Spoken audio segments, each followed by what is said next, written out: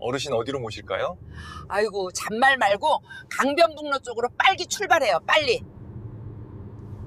어르신, 어디로 모실까요? 한밤중 서울 외곽도로를 달리는 택시 안. 뒷좌석에 앉은 할머니의 손이 떨리고 있었습니다. 백미러 너머로 보이는 기사의 눈동자가 묘하게 따뜻했습니다. 저기 한강 쪽으로 빨리 가줘요. 할머니의 목소리가 가늘게 흔들렸습니다. 그 순간 뒤에서 헤드라이트 불빛이 하나 따라붙었습니다. 며느리가 쫓아오고 있었던 겁니다. 어르신, 괜찮으세요? 많이 놀라신 것 같은데요. 기사가 다시 물었습니다. 그 목소리에는 할머니조차 설명할 수 없는 묘한 친숙함이 배어 있었습니다. 이 평범해 보이는 할머니의 한밤중 탈출, 그리고 그녀를 태운 택시기사. 대체 무슨 일이 벌어진 걸까요? 이 놀라운 이야기의 전말이 궁금하시다면 잠시만 구독 버튼을 눌러주세요. 평범해 보이는 일상 속 숨겨진 진실을 매일 전해드립니다. 알림 설정까지 해두시면 새로운 이야기를 가장 먼저 만나보실 수 있습니다. 그럼 이 이야기를 처음부터 들려드리겠습니다. 모든 건 한 달 전부터 시작됐습니다. 김순의 할머니는 서울 강서구의 한 아파트에서 며느리 박미선과 단둘이 살고 있었습니다. 아들 진우가 세상을 떠난 지 벌써 3년. 교통사고였습니다.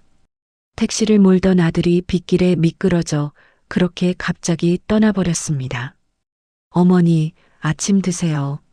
며느리 미선이 식탁에 밥상을 차렸습니다. 김치찌개에 계란말이, 나물 반찬. 평소와 다름없는 아침이었습니다. 고맙네. 회사는 안 가나? 오늘은 재택근무예요. 어머니 곁에 있어야죠. 미선은 옅게 웃으며 자리에 앉았습니다. 순애는 며느리가 고마웠습니다. 아들을 잃은 슬픔도 컸을 텐데 시어머니를 버리지 않고 함께 살아주고 있으니까요. 창밖으로 아침 햇살이 들어왔습니다. 아파트 20층에서 내려다 보이는 서울 풍경. 빼곡한 건물들 사이로 차들이 바쁘게 움직였습니다. 순애는 숟가락을 들었습니다. 그런데 이상했습니다. 찌개 맛이 평소와 달랐습니다. 뭔가 쓴맛이 났습니다. 찌개가 좀 쓴데 어머니 입맛이 변하셨나 봐요. 똑같이 끓였는데요. 미선이 자신도 한 입 먹어봤습니다. 그리고 고개를 갸웃했습니다. 저는 괜찮은데요.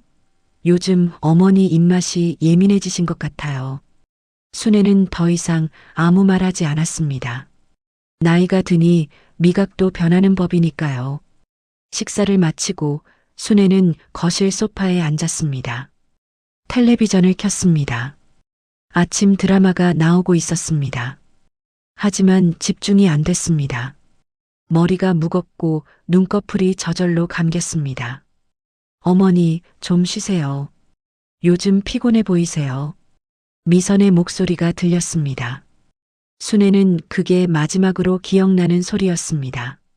눈을 떴을 때는 이미 오후였습니다. 시계를 보니 3시였습니다. 5시간을 잔 겁니다. 순애는 당황했습니다. 평소 낮잠을 자도 1시간이면 충분했는데 일어나셨어요? 점심도 거르셨는데 뭐 좀 드실래요? 미선이 방문을 열고 들어왔습니다. 순애는 머리를 흔들었습니다. 아니다. 배가 안 고프네. 그래도 뭐라도 드셔야죠. 약 드실 시간이에요. 미선이 약봉지를 꺼냈습니다. 순애는 그제야 정신이 들었습니다. 무슨 약인고? 어머니, 지난주에 병원 갔을 때 받은 거잖아요. 건강검진 받고 의사 선생님이 주신 영양제요. 순애는 기억을 더듬어 봤습니다. 하지만 병원에 간 기억이 나지 않았습니다. 미선과 함께 나간 건 동네 마트뿐이었는데 내가 병원에 갔나? 어머니, 기억 안 나세요? 걱정되네요. 의사 선생님이 그러는데 나이 드시면 깜빡깜빡하는 게 당연하대요. 그래서 이 약도 주신 거고요. 미선의 말이 그럴듯했습니다. 순애는 불안했습니다. 정말 자신의 기억력이 나빠진 걸까요? 그래. 그랬구나. 순애는 약을 받아 물과 함께 삼켰습니다. 쓴맛이 목구멍을 타고 내려갔습니다. 그날 저녁 순애는 또 일찍 잠들었습니다. 8시도 되기 전에 눈이 감겼습니다. 미선이 이불을 덮어줬습니다. 푹 주무세요, 어머니. 미선의 목소리가 멀리서 들렸습니다. 순애는 꿈을 꿨습니다. 아들 진우가 나타났습니다. 택시 운전대를 잡고 있는 모습이었습니다. 엄마. 진우가 뭔가 말하려 했습니다. 하지만 소리가 들리지 않았습니다. 입만 움직일 뿐이었습니다. 순애는 꿈속에서 아들에게 다가가려 했습니다. 하지만 몸이 움직이지 않았습니다. 다음 날 아침 순애는 몸이 천근만근 무거웠습니다. 일어나기가 힘들었습니다. 거실로 나가니 미선이 이미 아침을 차려놓고 있었습니다. 어머니, 안색이 안 좋으신데요? 괜찮으세요? 응. 몸이 좀 무겁네. 나이 드시면 그럴 수 있어요. 약 꾸준히 드시면 나아질 거예요. 미선이 또 약을 내밀었습니다. 순애는 기계적으로 받아먹었습니다. 그리고 그날도 그 다음 날도 똑같았습니다. 일주일이 지나자 순애는 하루 종일 누워 지내게 됐습니다. 텔레비전을 봐도 내용이 머리에 들어오지 않았습니다. 어제 뭘 했는지도 기억나지 않았습니다. 창밖을 보는 게 유일한 낙이었습니다. 20층 높이에서 내려다보는 서울. 사람들은 바쁘게 움직이는데 자신만 세상에서 멈춰버린 것 같았습니다. 그리고 순애는 점점 확신하게 됐습니다. 뭔가 잘못됐다는 것을. 또 일주일이 흘렀습니다. 순애의 하루는 이제 잠과 깨어남의 반복이었습니다. 아침에 눈을 뜨면 벌써 오후였고 저녁을 먹고 나면 금방 다시 잠이 쏟아졌습니다. 시간 감각이 사라졌습니다. 어머니, 약 드실 시간이에요. 미선이 하루 3번 빠짐없이 약을 가져왔습니다. 아침, 점심, 저녁. 하얀 알약들이 점점 늘어났습니다. 처음엔 한 알이었는데 이제는 3알이었습니다. 이게 다 뭔 약이고? 순애가 손바닥 위의 약들을 보며 물었습니다. 혈압약이랑 영양제, 그리고 소화제요. 의사 선생님이 어머니 건강 생각해서 처방해 주신 거예요. 내가 또 병원에 갔나? 네, 지난주에요. 기억 안 나세요? 순애는 기억을 떠올려 봤습니다. 하지만 아무것도 떠오르지 않았습니다. 병원 복도도 의사 선생님 얼굴도 아무것도 기억나지 않았습니다.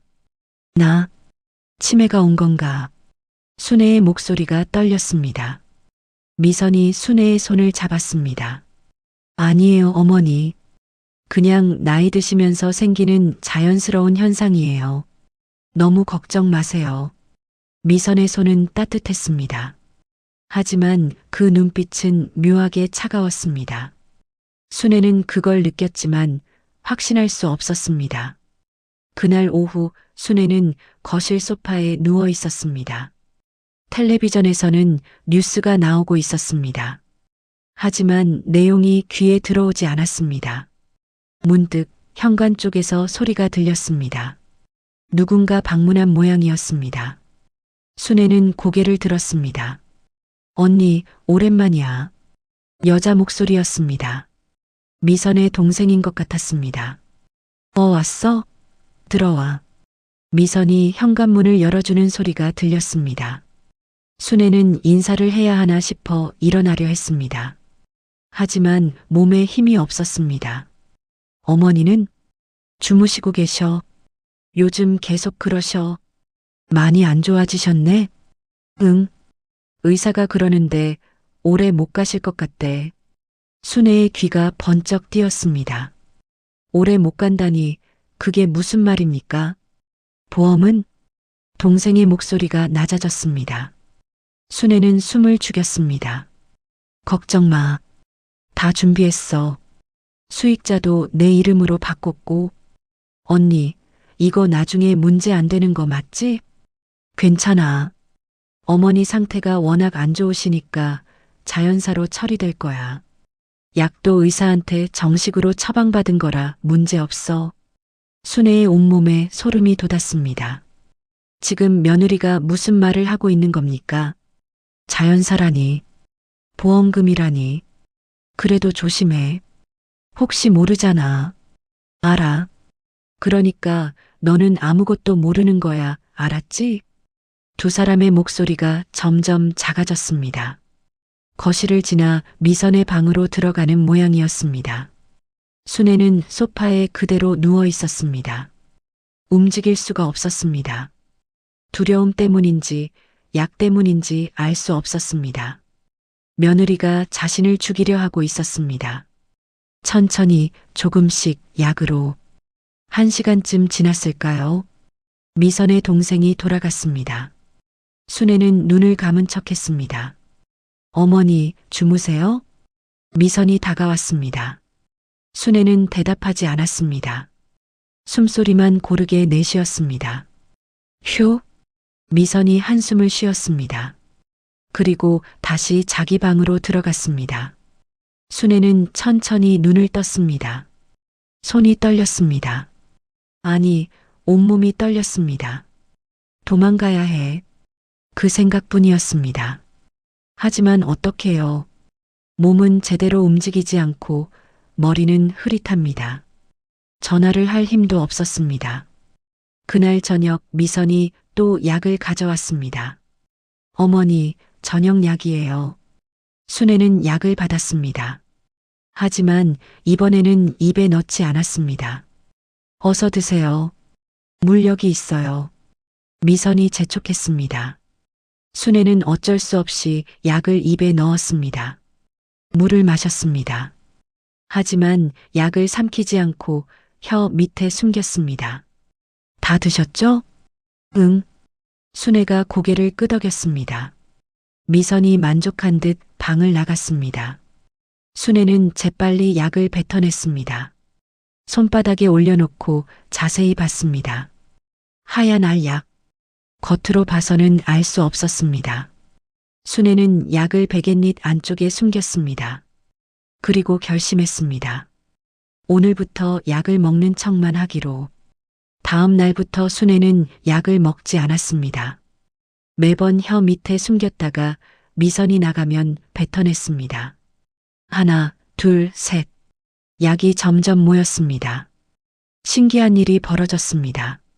사흘째 되는 날 순애는 오전에 눈을 떴습니다. 머리가 덜 무거웠습니다. 일주일 만에 처음으로 점심시간 전에 깬 겁니다. 어머니, 일찍 일어나셨네요? 미선이 놀란 듯 말했습니다. 응, 오늘은 좀 괜찮네. 그래요? 다행이다. 약이 잘 듣나 봐요. 미선은 웃었지만 그 눈빛에는 당황한 기색이 역력했습니다. 순애는 확신했습니다. 약이 문제였습니다. 그 약들이 자신을 점점 죽음으로 몰아가고 있었던 겁니다. 그날 밤 순애는 잠들지 않았습니다. 미선이 자는 소리를 확인하고 조용히 일어났습니다. 베갯잎에 모아둔 약들을 꺼냈습니다. 20개가 넘었습니다. 순애는 약들을 휴지에 싸서 옷장 깊숙이 숨겼습니다. 그리고 결심했습니다. 이곳을 떠나야 한다고, 살아남아야 한다고. 닷새가 더 지났습니다. 순애는 계속 약을 먹는 척만 했습니다. 매번 혀 밑에 숨겼다가 미선이 나가면 뱉어냈습니다. 옷장 깊숙한 곳에 약들이 점점 쌓여갔습니다. 그리고 순애의 몸은 조금씩 회복되고 있었습니다. 아침에 일어나는 게 덜 힘들어졌습니다. 머리도 예전보다 맑아졌습니다. 하지만 미선 앞에서는 여전히 아픈 척, 멍한 척 연기를 했습니다.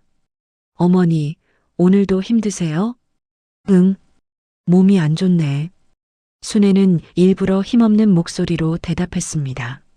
미선이 안심하는 표정을 짓는 게 보였습니다. 약 잘 드시고 계시니까 곧 나아지실 거예요. 미선의 그 말이 얼마나 잔인한지 본인은 모를 겁니다. 어느 날 오후 미선이 외출했습니다. 어머니, 장 좀 보고 올게요. 2시간쯤 걸릴 거예요. 그래라. 순애는 침대에 누운 채 대답했습니다. 현관문이 닫히는 소리가 들렸습니다. 순애는 재빨리 일어났습니다. 지금이 기회였습니다. 며느리의 방으로 갔습니다. 손이 떨렸지만 문을 열었습니다. 방 안은 깔끔하게 정리돼 있었습니다. 책상 위에는 서류들이 쌓여 있었습니다. 순애는 조심스럽게 서류를 뒤적였습니다. 그리고 찾았습니다. 보험 증서였습니다. 피보험자 김순애, 수익자 박미선, 보험금 3억 원. 순애의 손이 떨렸습니다. 3억? 자신의 목숨값이 3억 원이었습니다. 서류를 더 뒤지자 병원 진단서가 나왔습니다. 순애는 그걸 펼쳐봤습니다. 환자명 김순애, 진단명 중증 치매, 만성 우울증, 고혈압. 발급병원 이름을 보는 순간 순애는 확신했습니다. 자신은 그 병원에 가본 적이 없었습니다. 이 진단서는 가짜였습니다. 더 뒤지자 약 처방전이 나왔습니다. 하지만 약 이름들이 이상했습니다. 순애가 아는 혈압약이나 영양제 이름이 아니었습니다. 수면제, 신경안정제. 순애는 그 단어들을 읽으며 온몸이 얼어붙는 걸 느꼈습니다. 며느리는 자신에게 수면제를 먹이고 있었던 겁니다. 점점 양을 늘려가면서 서랍을 열자 더 충격적인 게 나왔습니다. 공증받은 유언장이었습니다. 순애의 이름으로 작성된 유언장. 하지만 그 서명은 순애의 것이 아니었습니다. 전 재산을 며느리 박미선에게 상속한다. 순애는 서류를 떨리는 손으로 내려놓았습니다. 며느리는 치밀하게 준비해왔던 겁니다. 보험금만이 아니었습니다. 순애의 집, 예금, 모든 재산을 노리고 있었던 겁니다. 그때였습니다. 현관문 여는 소리가 들렸습니다. 어머니, 제가 왔어요. 미선의 목소리였습니다. 순애는 화들짝 놀랐습니다. 2시간이라더니 왜 벌써 돌아온 겁니까? 순애는 서류들을 재빨리 원래대로 정리했습니다. 하지만 손이 떨려서 자꾸 떨어뜨렸습니다. 어머니? 미선의 목소리가 가까워졌습니다. 순애는 간신히 서류를 제자리에 놓고 방문을 열고 나왔습니다. 어머니, 뭐 하세요? 복도에서 미선과 마주쳤습니다. 미선의 얼굴이 굳어졌습니다. 화장실 가려고. 순애는 힘없는 목소리로 대답했습니다. 다행히 미선의 방은 화장실 옆이었습니다. 아, 그러세요. 제가 도와드릴까요? 아니다. 괜찮네. 순애는 화장실로 들어갔습니다. 문을 닫고 변기 뚜껑에 앉았습니다. 심장이 터질 듯이 뛰었습니다. 화장실 밖에서 미선이 자기 방으로 들어가는 소리가 들렸습니다. 잠시 후 문 여는 소리, 서랍 여는 소리가 났습니다. 확인하는 모양이었습니다. 순애는 숨을 죽였습니다. 제발, 제발 눈치채지 않았기를. 어머니, 괜찮으세요? 미선이 화장실 문을 두드렸습니다. 응, 금방 나간다. 순애는 물을 내리고 나왔습니다. 미선이 복도에 서 있었습니다. 그 눈빛이 날카로웠습니다. 어머니, 혹시 제 방에 들어가셨어요? 아니. 왜? 아니, 그냥요. 문이 좀 열려 있길래. 미선은 웃었지만 그 웃음이 차갑게 느껴졌습니다. 내가 문을 잘못 봤나 보네. 순애는 방으로 돌아왔습니다. 침대에 누웠습니다. 하지만 눈을 감을 수 없었습니다. 미선이 의심하고 있었습니다. 순애는 그걸 느꼈습니다. 그날 밤 미선이 평소보다 더 많은 약을 가져왔습니다. 어머니, 오늘은 약을 좀 더 드셔야 해요. 낮에 무리하셔서 그런지 안색이 안 좋으세요. 평소 3알이던 약이 5알로 늘었습니다. 순애는 약을 받았습니다. 이렇게 많이? 네, 의사 선생님이 그러시래요. 어머니 상태가 좀 걱정된대요. 미선의 눈빛이 날카롭게 순애를 관찰했습니다. 순애는 떨리는 손으로 약을 입에 넣었습니다. 물을 마셨습니다. 하지만 약은 삼키지 않았습니다. 다 드셨죠? 입 좀 벌려보세요. 순애는 깜짝 놀랐습니다. 미선이 처음으로 확인을 했습니다. 왜? 어머니, 제대로 드셨는지 확인해야죠. 가끔 어르신들이 약을 안 삼키고 계시거든요. 순애는 어쩔 수 없었습니다. 입을 벌렸습니다. 혀 밑에 약들이 녹고 있었습니다. 미선이 들여다봤습니다. 순애는 그 순간 약을 꿀꺽 삼켰습니다. 쓴맛이 목구멍을 타고 내려갔습니다. 잘 드셨네요. 푹 주무세요, 어머니. 미선이 만족한 듯 나갔습니다. 순애는 절망했습니다. 오늘 약을 5알이나 먹어버렸습니다. 몸이 다시 무거워질 겁니다. 그리고 순애는 깨달았습니다. 시간이 없다는 걸, 며느리가 의심하기 시작했다는 걸, 지금 도망가지 않으면 정말 죽을지도 모른다는 걸. 그날 밤 순애는 잠들지 않으려 애썼습니다. 하지만 5알의 약이 몸속에서 퍼져나갔습니다. 눈꺼풀이 무거워졌습니다. 의식이 흐릿해졌습니다. 안 돼. 잠들면 안 돼. 순애는 스스로를 깨우려 했습니다.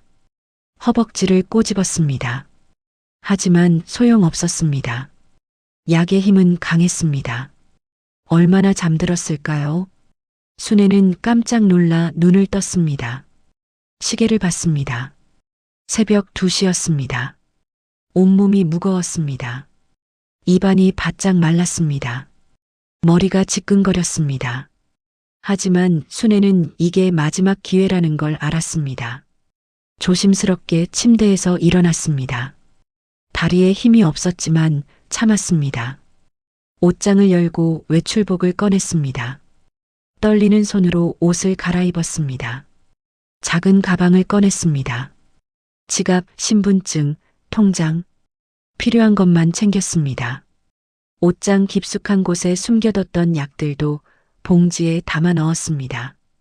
증거가 될 수 있을 테니까요. 방문을 조심스럽게 열었습니다. 복도는 어두웠습니다. 미선의 방에서는 아무 소리도 들리지 않았습니다. 순애는 한 발 한 발 조심스럽게 걸었습니다. 현관까지 겨우 10m. 하지만 그 거리가 끝없이 멀게 느껴졌습니다. 신발장에서 운동화를 꺼냈습니다. 신는 소리가 날까봐 손에 들었습니다. 현관문 손잡이를 잡았습니다. 살며시 돌렸습니다. 찰칵. 작은 소리였지만 고요한 새벽에는 크게 들렸습니다. 순애는 숨을 죽였습니다. 미선의 방을 돌아봤습니다. 다행히 불이 켜지지 않았습니다. 문을 열고 밖으로 나왔습니다. 복도의 차가운 공기가 얼굴을 스쳤습니다. 순애는 재빨리 운동화를 신고 엘리베이터 쪽으로 갔습니다. 엘리베이터 버튼을 눌렀습니다. 불이 켜졌습니다. 층수가 올라오는 소리가 들렸습니다. 15층, 16층, 17층. 순애는 뒤를 돌아봤습니다. 집 현관문이 열릴까봐 두려웠습니다. 딩. 엘리베이터가 도착했습니다. 문이 열렸습니다. 순애는 재빨리 들어갔습니다. 1층 버튼을 눌렀습니다. 문이 닫히려는 순간이었습니다. 잠깐만요. 누군가의 목소리가 들렸습니다. 순애는 화들짝 놀랐습니다. 하지만 미선의 목소리는 아니었습니다. 같은 층에 사는 젊은 남자였습니다. 야간 근무를 마치고 돌아오는 모양이었습니다. 감사합니다. 남자가 엘리베이터에 탔습니다. 그리고 순애를 봤습니다. 할머니, 이 새벽에 어디 가세요? 응. 급한 일이 있어서. 순애는 힘없이 대답했습니다. 남자는 더 묻지 않았습니다. 1층에 도착했습니다. 순애는 서둘러 밖으로 나왔습니다. 아파트 정문을 향해 걸었습니다. 경비실 불이 켜져 있었습니다. 경비 아저씨가 졸고 있었습니다. 순애는 조용히 정문을 빠져나왔습니다. 바깥은 쌀쌀했습니다. 아직 2월이었습니다. 새벽 공기가 차가웠습니다. 순애는 외투를 여미며 걸었습니다. 하지만 어디로 가야 할까요? 순애는 막막했습니다.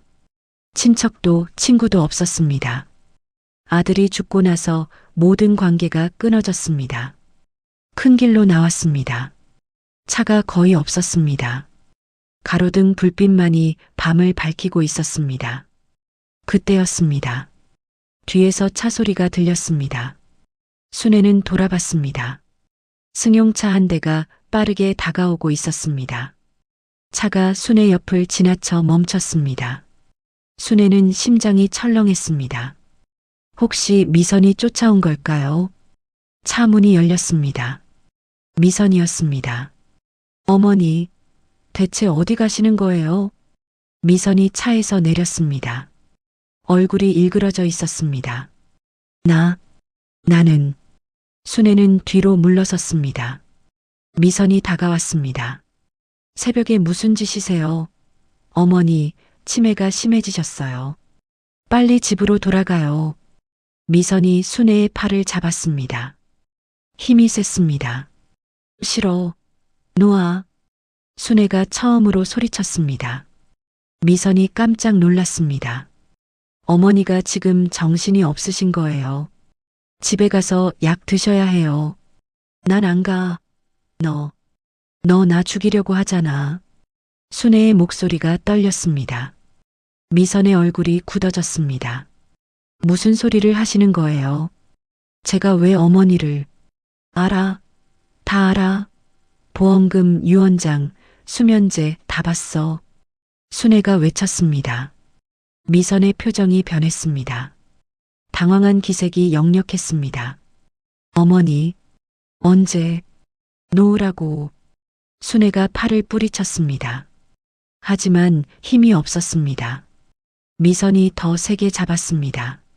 어머니, 진정하세요. 집에 가서 얘기해요. 싫어. 난 안 가. 순애가 버둥거렸습니다. 그때였습니다. 손님, 택시 필요하세요? 누군가의 목소리가 들렸습니다. 순애는 고개를 돌렸습니다. 택시 한 대가 서 있었습니다. 창문이 내려가 있었고 젊은 남자 기사가 밖을 내다보고 있었습니다. 택시요. 순애가 소리쳤습니다. 미선이 더 세게 팔을 잡았습니다. 필요 없어요. 저희 어머니가 치매가 있으셔서. 아니야. 나 태워줘요. 제발. 순애가 절규했습니다. 택시기사가 차에서 내렸습니다. 할머니, 괜찮으세요? 기사의 목소리가 따뜻했습니다. 순애는 그 목소리에서 묘한 안도감을 느꼈습니다. 태워주세요. 제발. 저 사람이 날. 어머니. 미선이 버럭 소리쳤습니다. 하지만 택시기사가 미선과 순애 사이에 섰습니다. 손님, 할머니가 가시겠다는데 억지로 붙잡으시면 안 되죠. 당신 누군데 남의 집안일에 끼어들어요. 미선이 화를 냈습니다. 하지만 기사는 침착했습니다. 할머니, 제 택시 타세요. 기사가 순애에게 손을 내밀었습니다. 순애는 그 손을 잡았습니다. 따뜻했습니다. 어머니, 안 돼요. 미선이 다시 순애를 잡으려 했습니다. 하지만 기사가 막아섰습니다. 손님, 이러시면 경찰 부를 수밖에 없습니다. 미선의 얼굴이 창백해졌습니다. 경찰이라는 말에 움찔했습니다. 순애는 택시 뒷좌석에 올랐습니다. 기사가 문을 닫아줬습니다. 그리고 운전석에 탔습니다. 어디로 모실까요? 기사가 물었습니다. 순애는 눈물이 났습니다. 아무데나. 저 사람한테서만 멀리. 택시가 출발했습니다. 백미러로 보니 미선이 차 뒤에서 서 있었습니다. 그 얼굴이 일그러져 있었습니다. 순애는 뒤를 돌아봤습니다. 미선의 모습이 점점 작아졌습니다. 그제야 순애는 안도의 한숨을 내쉬었습니다. 괜찮으세요, 어머니? 기사의 목소리가 들렸습니다. 순애는 백미러를 봤습니다. 기사의 눈동자가 따뜻하게 빛나고 있었습니다. 묘했습니다. 처음 보는 사람인데 왠지 낯설지 않았습니다. 택시는 한강 방향으로 달렸습니다. 새벽의 서울은 조용했습니다. 가로등 불빛이 차창을 스쳐 지나갔습니다. 순애는 뒷좌석에 앉아 가슴을 쓸어내렸습니다. 심장이 아직도 빠르게 뛰고 있었습니다. 정말 도망쳤습니다. 정말 살아났습니다. 어머니, 많이 놀라셨죠? 기사가 백미러를 통해 순애를 봤습니다. 순애는 고개를 끄덕였습니다. 고맙습니다. 당신이 아니었으면 괜찮으세요. 그런데 정말 어디로 모실까요? 목적지가 있으세요? 순애는 멍하니 창밖을 봤습니다. 목적지, 갈 곳이 있을까요? 친척도 친구도 아무도 없었습니다. 모르겠어요. 그냥 좀 달려주세요. 기사는 더 묻지 않았습니다. 그저 조용히 운전했습니다. 택시는 한강변 도로에 접어들었습니다.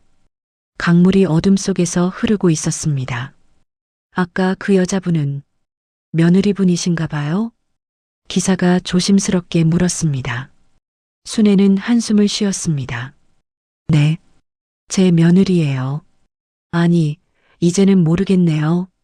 무슨 일이 있으셨어요? 순애는 잠시 망설였습니다. 낯선 사람에게 이런 이야기를 해도 될까요? 하지만 이상하게도 이 기사에게는 말하고 싶었습니다. 저를 죽이려 했어요. 순애의 목소리가 떨렸습니다. 기사는 놀란 듯 백미러를 봤습니다. 네, 보험금 때문이에요. 3억? 저 때문에 아들을 잃었는데 이제는 저까지 죽이려고. 순애는 말하다가 목이 메었습니다. 아들 진우 생각이 났습니다. 3년 전 그날이 떠올랐습니다. 빗길이었습니다. 진우는 택시를 몰고 있었습니다. 순애는 병원 응급실에 있었습니다. 갑자기 쓰러져서 실려갔었습니다. 진우는 병원으로 오다가 사고를 당했습니다.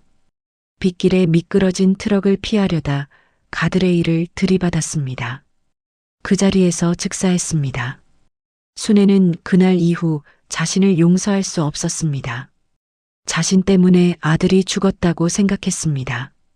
어머니, 기사의 목소리가 들렸습니다. 순애는 정신을 차렸습니다. 미안해요. 옛날 생각이 나서. 아니에요. 힘드셨겠어요.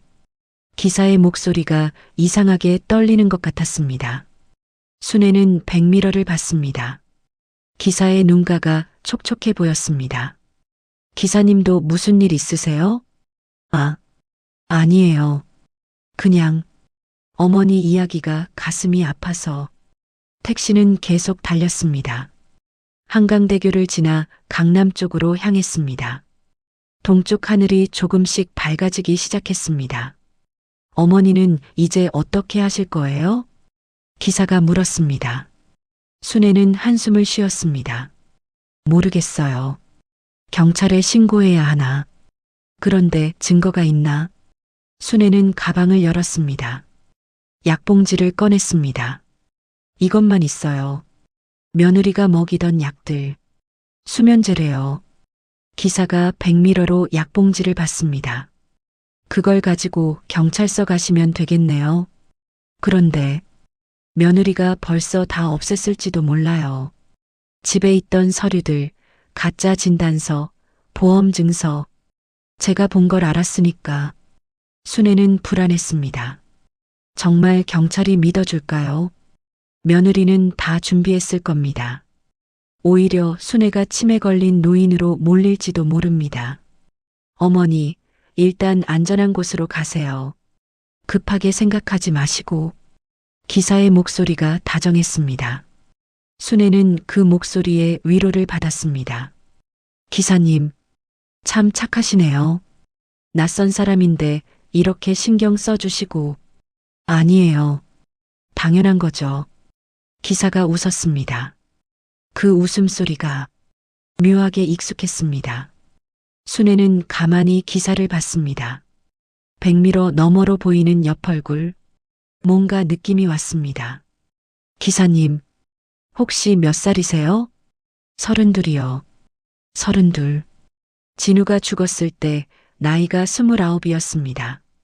만약 살아 있었다면 지금 32이었을 겁니다. 결혼은 하셨어요? 아니요. 아직. 기사의 목소리가 조금 떨렸습니다. 순애는 이상한 느낌을 받았습니다. 택시 일은 오래 하셨어요? 네. 오래 했어요. 기사가 대답했습니다. 하지만 뭔가 숨기는 것 같았습니다. 택시는 어느새 올림픽대로를 달리고 있었습니다. 하늘이 점점 밝아졌습니다. 새벽 5시가 다 됐습니다. 어머니, 배고프시겠어요? 저기 휴게소에 들를까요? 네. 택시가 휴게소에 멈췄습니다. 기사가 먼저 내렸습니다. 그리고 순애의 문을 열어줬습니다. 조심히 내리세요. 기사가 손을 내밀었습니다. 순애는 그 손을 잡았습니다. 따뜻하고 부드러운 손이었습니다. 순애가 내리면서 기사의 얼굴을 제대로 봤습니다. 가로등 불빛 아래에서 본 그 얼굴. 순애는 숨이 멎는 듯 했습니다. 그 눈매, 그 코, 그 입매. 아들 진우를 닮았습니다.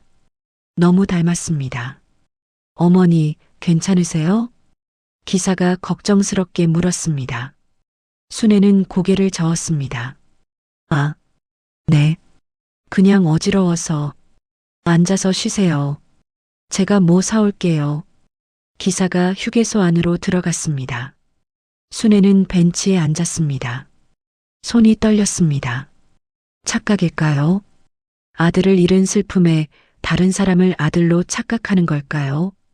하지만 그 목소리, 그 웃음, 그 따뜻함, 모든 게 진우를 떠올리게 했습니다. 기사가 나왔습니다. 손에 따뜻한 커피와 빵을 들고 있었습니다. 어머니, 이거라도 드세요. 고맙습니다. 순애는 커피를 받았습니다. 기사가 옆에 앉았습니다. 어머니, 제가 하나 여쭤봐도 될까요? 네. 혹시 아드님은 어떤 분이셨어요? 순애는 깜짝 놀랐습니다. 왜 갑자기 아들 이야기를 하는 걸까요? 착한 아이였어요. 너무 착해서 엄마 걱정에 빗길에 달려오다가 그렇게. 순애의 눈에 눈물이 고였습니다. 효자셨나 봐요. 네. 세상에서 제일 착한 아들이었어요. 기사는 아무 말 없이 고개를 숙였습니다. 그 어깨가 미세하게 떨리는 것 같았습니다. 동쪽 하늘이 완전히 밝았습니다. 새로운 날이 밝아오고 있었습니다. 그리고 순애는 아직 몰랐습니다. 옆에 앉은 이 기사가 누구인지. 해가 완전히 떴습니다. 휴게소에는 출근길 차들이 하나둘 들어오기 시작했습니다. 순애는 커피를 홀짝이며 기사를 계속 관찰했습니다. 볼수록 진우를 닮았습니다. 아니, 닮은 정도가 아니었습니다. 똑같았습니다. 어머니, 좀 괜찮으세요? 기사가 물었습니다. 순애는 고개를 끄덕였습니다. 이제 어떻게 해야 할지 생각이 좀 정리됐어요. 어떻게 하실 건데요? 경찰서에 가야죠. 일단 신고하고 며느리를 고소해야 해요. 순애의 목소리에 결연함이 담겼습니다. 기사가 미소 지었습니다. 잘 생각하셨어요.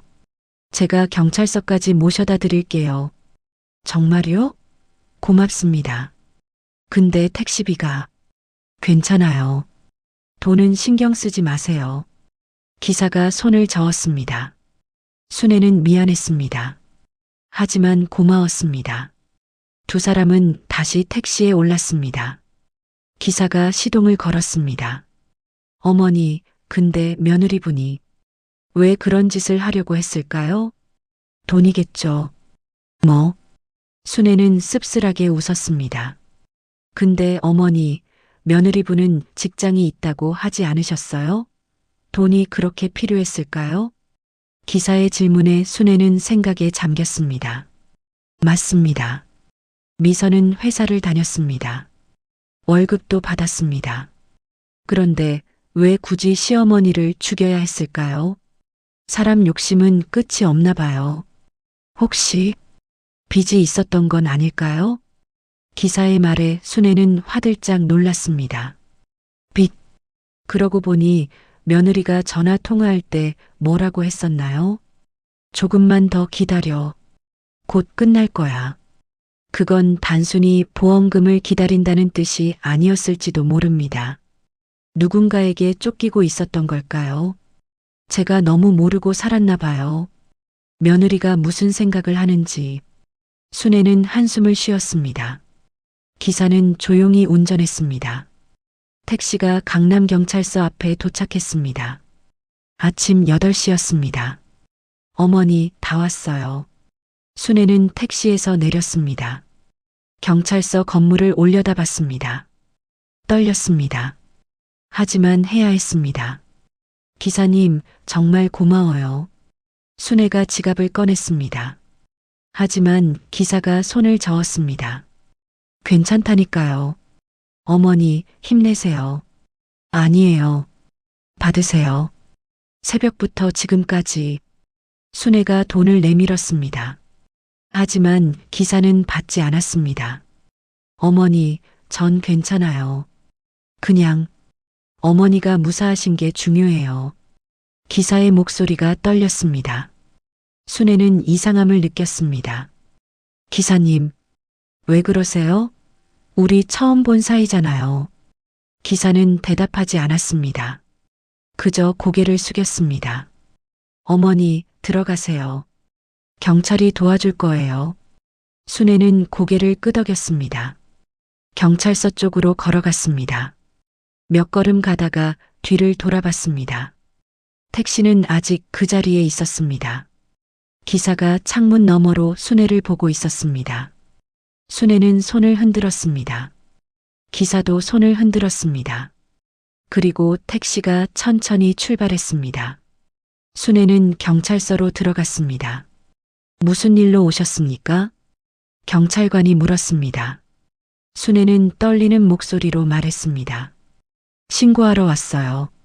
며느리가 저를 죽이려고. 경찰관이 순애를 조사실로 안내했습니다. 순애는 모든 것을 이야기했습니다. 약, 보험금, 가짜 진단서, 유언장, 모든 것을. 증거가 있으십니까? 경찰관이 물었습니다. 순애는 가방에서 약봉지를 꺼냈습니다. 이거요. 며느리가 먹이던 약들이에요. 수면제래요. 경찰관이 약봉지를 받았습니다. 이것만으로는 부족할 수 있습니다. 집에 있던 서류들은요? 그건 제가 보긴 봤는데 며느리가 벌써 없앴을 거예요. 경찰관이 난처한 표정을 지었습니다. 일단 조사는 하겠습니다. 며느리분을 불러서 조사하고 집도 수색하겠습니다. 정말요? 고맙습니다. 순애는 안도했습니다. 하지만 불안했습니다.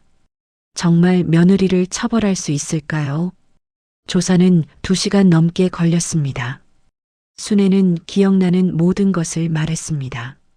경찰은 꼼꼼히 기록했습니다. 할머니, 일단 오늘은 집에 안 가시는 게 좋겠습니다. 안전한 곳에 계세요. 제가 갈 곳이 없어요. 순애는 막막했습니다. 친척도 없고 친구도 없었습니다. 임시보호시설을 연결해 드릴 수 있습니다. 아, 네.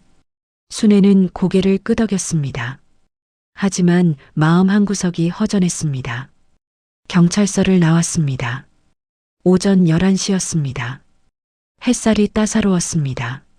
순애는 멍하니 서 있었습니다. 이제 어떻게 해야 할까요? 집도 못 가고 며느리와도 이제 남남이 됐습니다. 그때였습니다. 어머니, 누군가 불렀습니다. 순애는 돌아봤습니다. 아까 그 택시기사였습니다. 택시에서 내려 순애를 향해 걸어오고 있었습니다. 기사님, 아직 안 가셨어요? 네. 어머니 걱정돼서. 기사가 미소 지었습니다. 순애는 눈물이 났습니다. 고마워요. 정말 고마워요. 경찰이 뭐래요? 조사한대요. 그런데 증거가 약밖에 없어서. 순애는 불안한 마음을 털어놨습니다. 기사가 고개를 끄덕였습니다. 어머니, 괜찮을 거예요. 진실은 밝혀질 거예요. 기사의 목소리가 확신에 차 있었습니다. 순애는 그 목소리에 힘을 얻었습니다. 기사님은 왜 이렇게 저한테 잘해주세요? 순애가 물었습니다. 기사는 잠시 망설이다가 대답했습니다. 어머니가 저희 엄마 같아서요. 그 말에 순애는 가슴이 먹먹해졌습니다. 기사님, 어머니는 어디 계세요? 기사는 대답하지 않았습니다. 그저 하늘을 올려다봤습니다. 그 눈빛에서 순애는 알 수 있었습니다. 기사의 어머니도 이 세상에 안 계신다는 것을. 미안해요. 괜한 질문을. 아니에요. 어머니, 점심 드셨어요? 기사가 화제를 돌렸습니다. 순애는 고개를 저었습니다. 그럼 제가 사드릴게요. 가까운 식당 가요. 아니에요. 그럴 순 없어요. 어머니, 제발 받아주세요. 제가 어머니한테 해드릴 수 있는 게 이것밖에 없어요. 기사의 목소리에 절실함이 담겼습니다. 순애는 그걸 거절할 수 없었습니다. 두 사람은 근처 식당으로 갔습니다. 기사가 국밥을 주문했습니다. 맛있게 드세요. 순애는 숟가락을 들었습니다. 국물이 따뜻했습니다. 며칠 만에 먹는 제대로 된 식사였습니다. 기사는 순애가 먹는 모습을 흐뭇하게 바라봤습니다. 마치 아들이 어머니를 보듯이. 순애는 그 시선을 느끼며 생각했습니다. 이 사람은 대체 누구일까? 왜 이렇게 자신을 챙겨줄까? 그리고 왜 이렇게 진우를 닮았을까? 식사를 마친 두 사람은 다시 택시에 올랐습니다.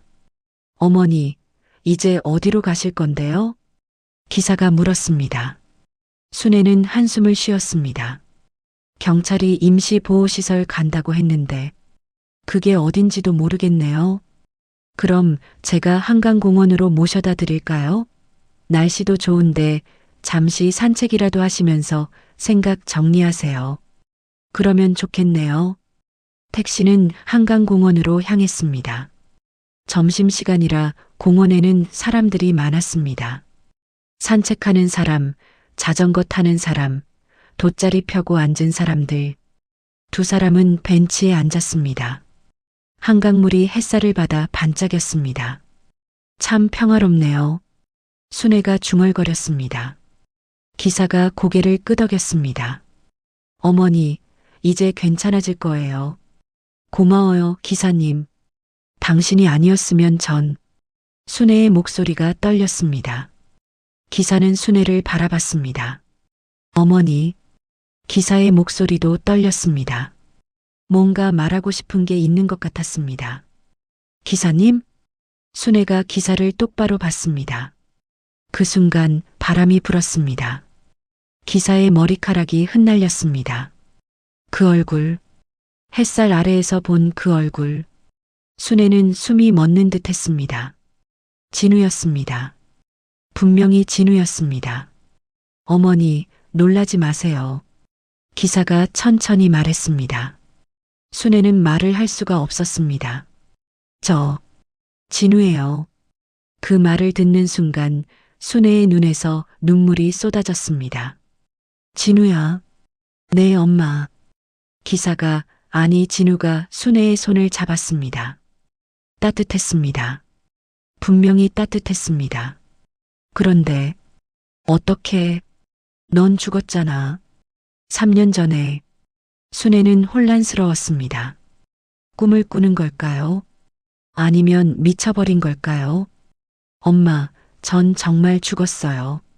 그날 사고로 진우의 목소리가 슬펐습니다. 그럼 넌 지금 네, 전 유령이에요. 귀신이고요. 진우가 쓸쓸하게 웃었습니다. 순애는 고개를 저었습니다. 아니야. 내가 이렇게 따뜻한데 귀신이 이렇게 따뜻할 리 없어. 엄마, 저 정말 죽었어요. 그런데 엄마가 위험하다는 걸 알고 돌아왔어요. 뭐라고? 3년 전 그날 전 병원으로 달려가다 사고를 당했어요. 그리고 죽었죠. 근데 죽어서도 엄마 걱정이 돼서 자꾸 이승을 떠돌았어요. 진우는 하늘을 올려다봤습니다. 그러다가 한 달 전쯤 엄마가 위험에 처했다는 걸 느꼈어요.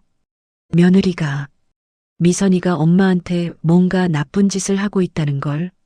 순애는 눈물을 닦으며 물었습니다. 그래서 택시기사로 나타난 거니? 네. 엄마를 지키고 싶었어요. 그런데 그냥 나타나면 엄마가 놀라실까봐 사람처럼 보이려고 택시를 몰았어요.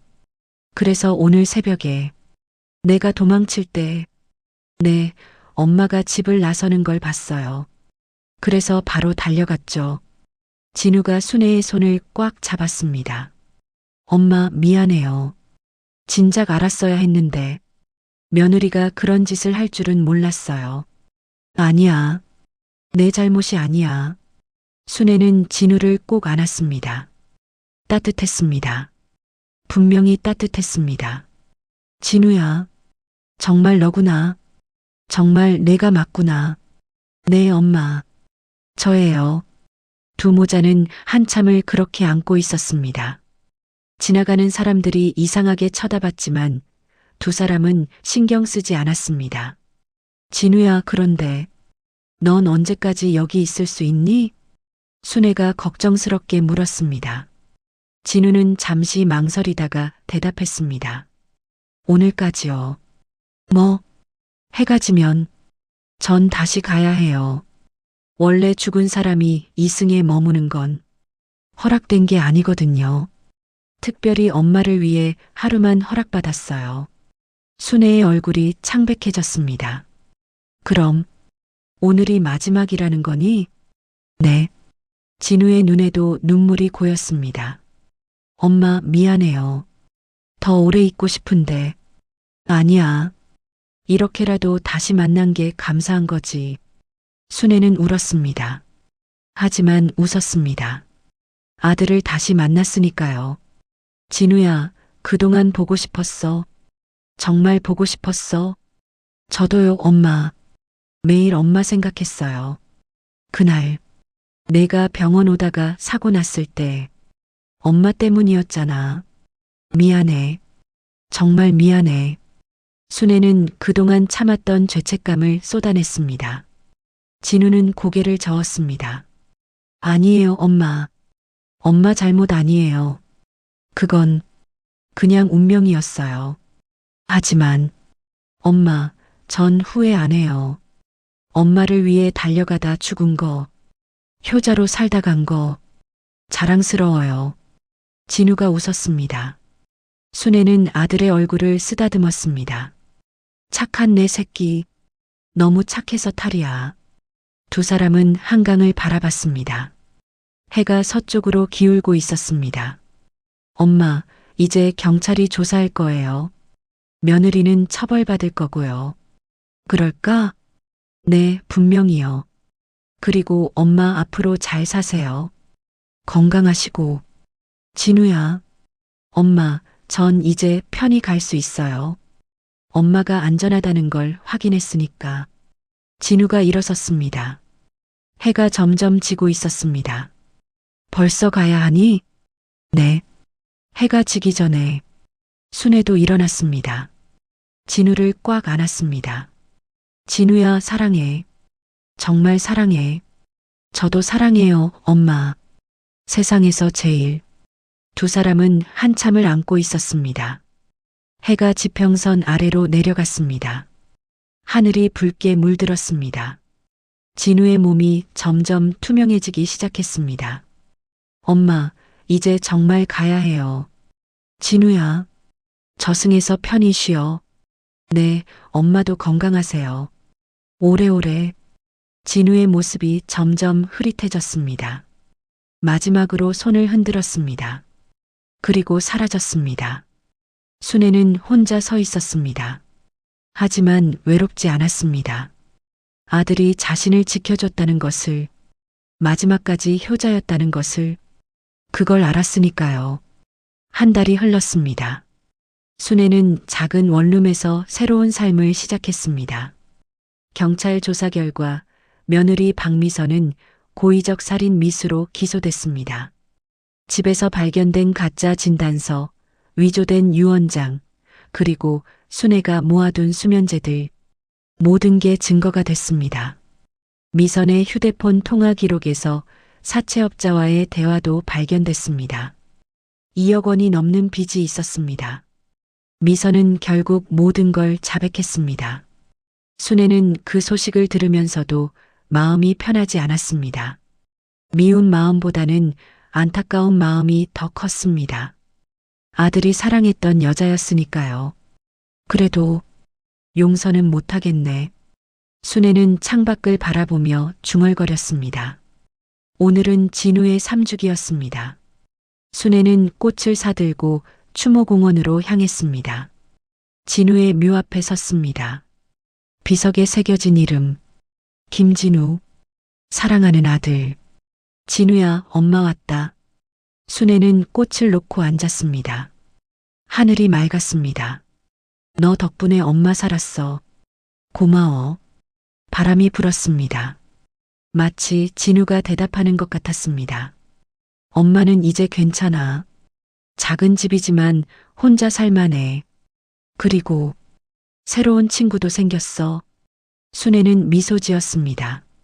같은 아파트에 사는 할머니들과 친해졌습니다. 함께 공원에서 운동도 하고 수다도 떨었습니다. 오랜만에 느끼는 따뜻한 인간관계였습니다. 진우야, 너는 저승에서 편히 쉬고 있니? 바람이 다시 불었습니다. 따뜻한 바람이었습니다. 엄마가 너무 오래 슬퍼했지? 미안해. 이제는 웃으며 살게. 너도 그걸 바랐잖아. 순애는 눈물을 닦았습니다. 하지만 슬픈 눈물은 아니었습니다. 진우야, 엄마 진짜 사랑해. 세상에서 제일 착한 내 아들. 한참을 그렇게 앉아 있다가 순애는 일어났습니다. 돌아가려는데 묘비 옆에 뭔가 놓여 있었습니다. 하얀 국화 한 송이였습니다. 순애는 그걸 집어들었습니다. 방금 전까지는 없었는데 언제 놓인 걸까요? 꽃잎을 만지는데 따뜻한 기운이 느껴졌습니다. 진우야, 너구나. 순애는 웃었습니다. 하늘을 올려다봤습니다. 고마워, 아들아. 엄마 걱정 말고 편히 쉬어. 그날 저녁 순애는 집으로 돌아왔습니다. 작은 밥상에 혼자 앉았습니다. 하지만 외롭지 않았습니다. 밥을 먹으며 텔레비전을 켰습니다. 뉴스가 나오고 있었습니다. 며느리가 시어머니를 살해하려다 미수에 그친 사건으로 징역 10년이 선고됐습니다. 순애는 뉴스를 끄고 창밖을 봤습니다. 서울의 야경이 반짝였습니다. 문득 한 달 전 그날 밤이 떠올랐습니다. 택시 안에서 진우와 나눈 대화들, 그 따뜻한 손길, 마지막 포옹. 진우야, 보고 싶다. 순애는 중얼거렸습니다. 그때였습니다. 창문 밖에서 빛이 반짝였습니다. 순애는 창가로 갔습니다. 밤하늘에 별이 유난히 밝게 빛나고 있었습니다. 하나의 별이 다른 별들보다 더 밝게. 순애는 알았습니다. 저게 진우라는 것을. 엄마 여기 있어요. 항상 지켜볼게요. 바람에 실려온 것 같은 목소리가 들렸습니다. 착각일 수도 있었습니다. 하지만 순애는 믿었습니다. 그래, 고마워, 진우야. 엄마도 열심히 살게. 순애는 별을 향해 손을 흔들었습니다. 별이 더 밝게 빛나는 것 같았습니다. 그날 밤 순애는 오랜만에 편히 잠들었습니다. 악몽도 없었습니다. 수면제도 필요 없었습니다. 꿈에서 진우가 나타났습니다. 택시를 몰고 있었습니다. 엄마, 어디 가세요? 응, 아들아. 엄마는 이제 행복한 곳으로 가려고. 그럼 제가 모셔다 드릴게요. 택시는 따뜻한 햇살이 비추는 길을 달렸습니다. 봄날 같은 길이었습니다. 진우야, 고마워. 너 같은 아들 뒀어서. 저야말로요, 엄마. 엄마 아들이어서 행복했어요. 택시는 계속 달렸습니다. 끝없이 따뜻한 길을. 다음 날 아침 순애는 상쾌하게 일어났습니다. 창문을 열었습니다. 봄바람이 불어왔습니다. 새로운 하루가 시작됐습니다. 며느리에게 속아 죽을 뻔했던 할머니. 하지만 죽은 아들이 택시기사로 나타나 구해줬습니다. 이제 순애는 알았습니다. 진정한 가족의 의미를, 진정한 사랑의 힘을. 그리고 아들은 비록 이 세상에 없지만 항상 곁에서 지켜보고 있다는 것을. 순애는 거울을 봤습니다. 주름진 얼굴이었지만 눈빛만은 살아있었습니다. 그래, 이제 새로 시작하자. 순애는 옷을 차려입고 밖으로 나갔습니다. 이웃 할머니들과 약속이 있었습니다. 함께 공원에서 운동하기로 했습니다. 계단을 내려가는데 아래층에서 택시 한 대가 보였습니다. 그 택시를 보는 순간 순애는 미소 지었습니다. 언젠가 다시 그 택시를 타게 될 날이 올 겁니다. 진짜로 저승으로 가는 날. 그날도 진우가 마중 나와줄 거라 믿었습니다. 하지만 그날은 아직 멀었습니다. 순애는 아직 할 일이 많았습니다. 살아야 할 이유도 많았습니다. 진우야, 엄마 오래오래 살다 갈게. 기다려라. 순애는 하늘을 올려다보며 중얼거렸습니다. 그리고 봄바람을 맞으며 새로운 하루를 향해 걸어갔습니다. 밝게 웃으며. 오늘의 이야기가 당신의 마음에 작은 여운을 남겨드렸다면 앞으로도 당신의 삶에 잔잔한 위로와 기쁨이 될 이야기들로 찾아뵐 수 있도록 구독과 좋아요 눌러주세요. 그리고 사연의 주인공을 위한 공감의 댓글 남겨주시면 행운 시든 꽃마차 그곳으로 보내드리겠습니다. 끝까지 시청해주셔서 감사합니다. 또 내일도 사연 시든 꽃마차 달려오겠습니다.